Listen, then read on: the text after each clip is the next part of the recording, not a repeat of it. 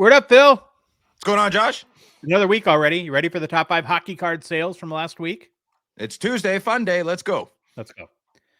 Well, how could we not start off the week with our top 5 countdown without our good old comfort blanket, Phil? At number 5 this past week is a 1979 O-Pee-Chee Wayne Gretzky PSA 8 that sold for $12,421 US via the PSA eBay account.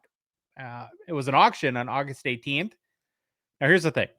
If we can manage to come up with something interesting to say about this card, I think we should be nominated for some sort of an award because we have it every week, right? I mean, yeah, it's a staple in the top 5 weekly. That's a good way to put it. And well, honestly, though, I mean, how spoiled are we that the most iconic hockey card and a high grade like a PSA 8 could become a little ho hum? It's an abundant card, though. It's its own ecosystem, 100%. Like Ovechkin future watchers in Russia, they're their own currency. Wayne Gretzky in Canada, O-Pee-Chees. Buy a house in Russia with Yeah. that. Well, this does look like a pretty nice copy, though. I know it's a little hard to see, but I need a rough cut. If it's O-Pee-Chee, I need some evidence of a rough cut, or else I think it's sheet cut. And this very well could not be sheet cut, but I think it is. Okay. Well, yeah.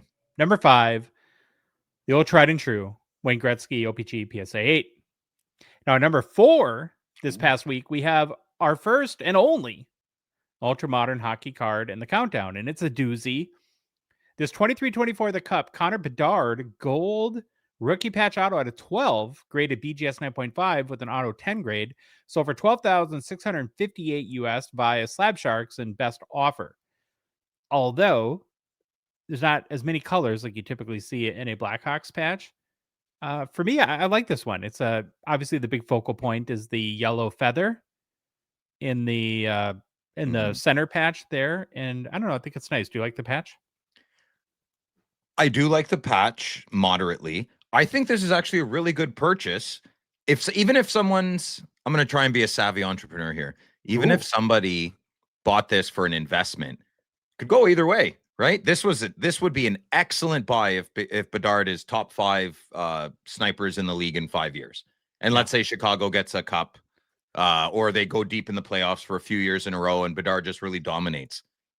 What a buy this card would be! A gold out of 12. When we saw the cup RPAs out of 99 going for pretty close to this price upon release, did we not? Oh yeah, so I have some info about that. Okay, oh good. Of the golds though, 5 of the 12 golds have already sold publicly in all 5 different copies. And this is the second highest sale. There was a 4-color, I think, patch that was the highest.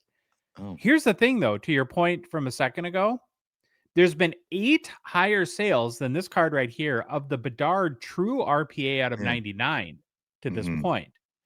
Now, the True RPA has the hobby cachet, right? But then again, the gold is out of 12. So let's say the same dollar amount, 13 grand, same, very comparable patches. Which one are you taking for the long term? Do you want the gold out of 12, or are you just going to go with the old, the safe bet, the True RPA to 99? Well, Josh,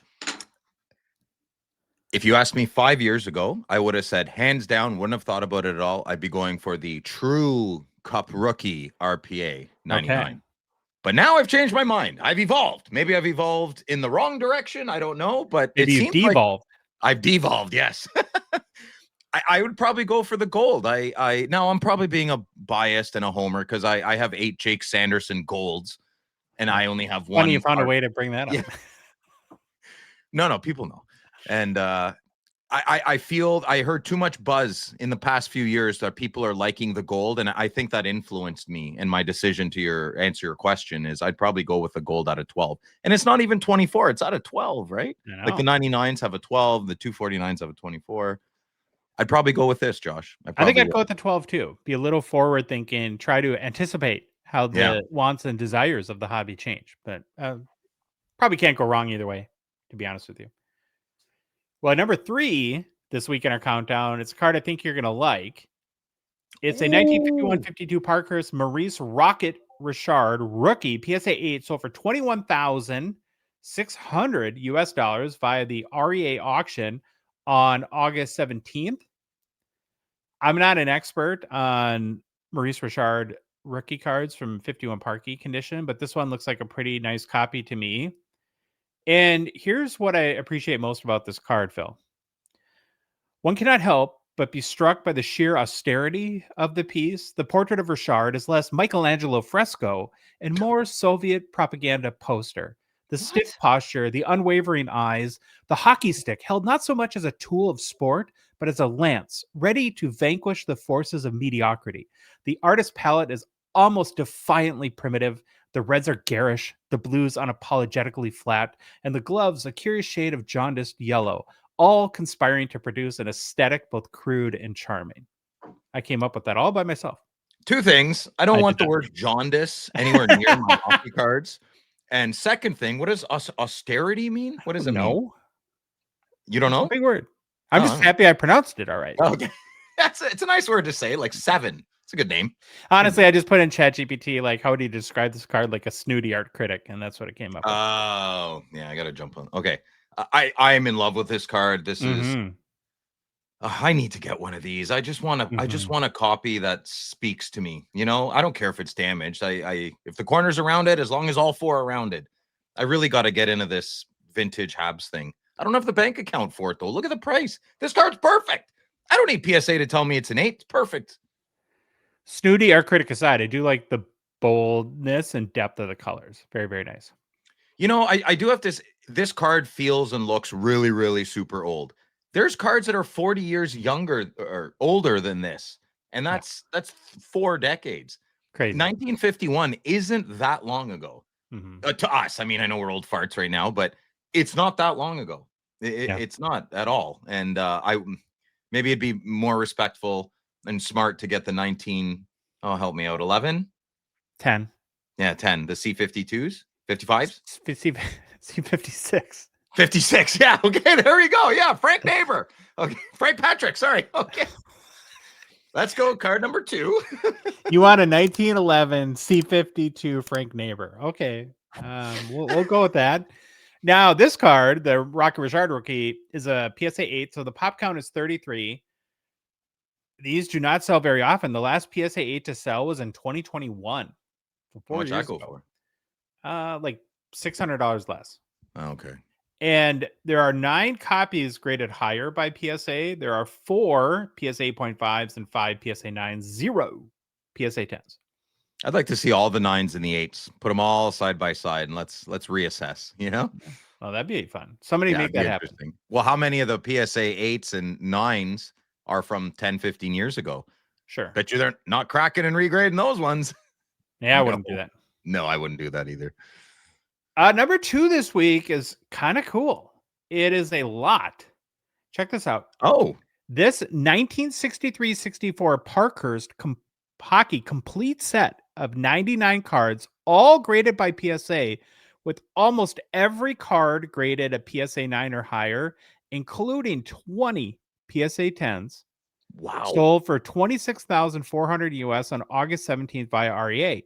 There's only one card graded lower than a PSA 9, and that's number 92. It's a John Ferguson rookie that has a PSA 8.5 grade. Tons of Hall of Famers in this set, 30 in total, including Gordie Howe, Henri Richard, Terry Sawchuk, and also features the rookie card of, is it Jacques Leperrier? Is that how I say it? That's good. Okay. The average grade for all 99 cards is 9.13. Phil, I can't even imagine how much time, energy, and money went into building this set. It must have felt weird to let it go. I don't know, but maybe the fun was in the journey and not so much the completed project. I don't know. Could you ever see yourself putting all that time, energy, and money into curating something like this and then just giving it up? I feel as though this was the son or grandson of somebody who has passed away. Maybe. Yeah, this is. Yeah, fair I'd point. like to know the story behind this, but congratulations to the buyer. I hope they're not going to Richard Gere and Pretty Woman buy it and piece it out and sell it in smaller little bits so they can make more money. But that would be savvy. You know, that would be a savvy thing to do. What an accomplishment. What an adventure. The money doesn't seem worth it.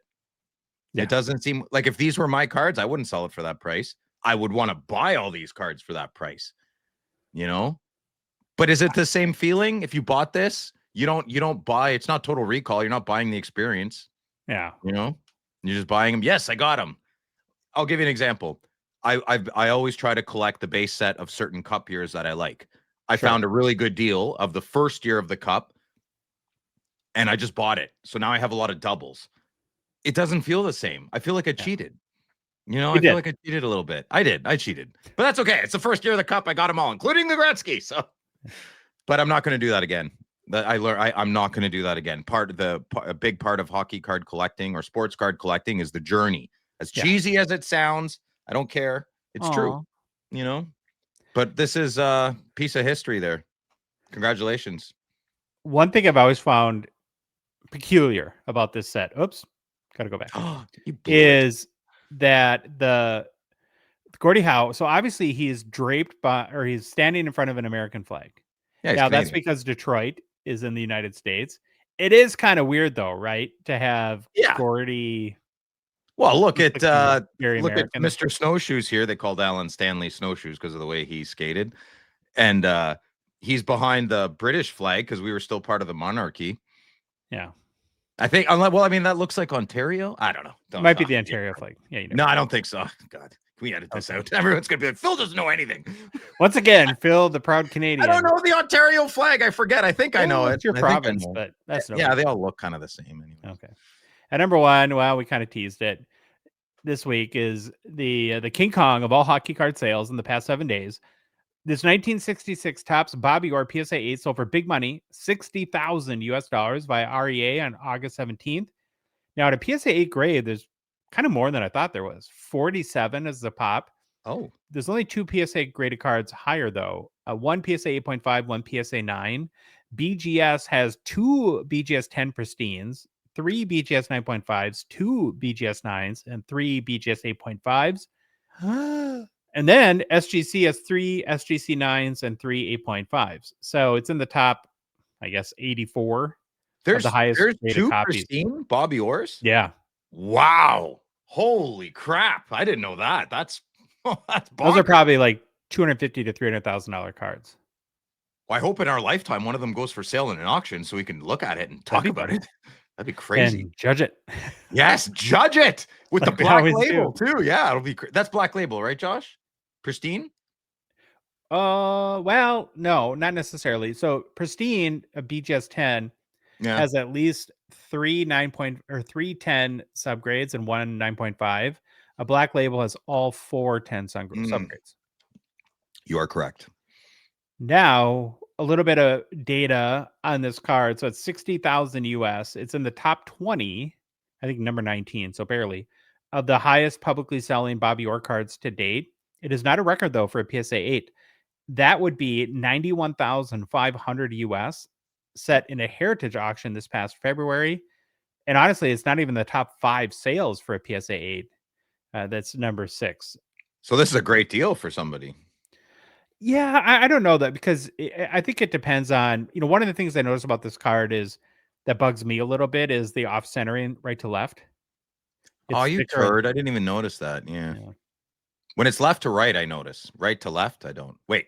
No, when it's this way, I don't notice. When it's the other way, when it's closer to the left border, I notice a lot more. Gretzky's, they're hideous when they're like that. So what would you do? Would you take this or the Richard? I'd take the Richard. Yeah, probably the Richard for the money. Yeah. I'm a little, when you look at this card much more closely, I'm not a corners expert. I know I play one on TV, but I'm not. And I'm a little uncomfortable with the grade of this one, but a lot of money and still a beautiful copy of the card. Look at that edge wear on the bottom too, eh? Mm-hmm. Well, look at the hologram. It's a little bit older. Well, Phil, what do you think of the pretty interesting week this week? Yeah, honoring the past with some older big cards going. That Richard was that's my favorite card of the week, I think. But it's like you're buying a hockey card of drawing, like someone drew that. Yeah, that's I still would pick it over the Orr. I still would pick it over. Is Orr drawn? That's a photograph drawn. I mean, what is that? Go back to it. I mean, all of these, they're all like half photograph, half drawn. It's like either the artists were really good drawers or the cameras were really bad. I don't know. I don't know. This one looks like a photo to me. Although it's like that's not a real crowd behind him. No, nothing gets past you. And it's also the Blackhawks versus the I know, or the Red Maple Wings Leafs. versus the Maple Leafs. So that's a little weird too. That's okay. All right, we gotta go. See you next week. Bye.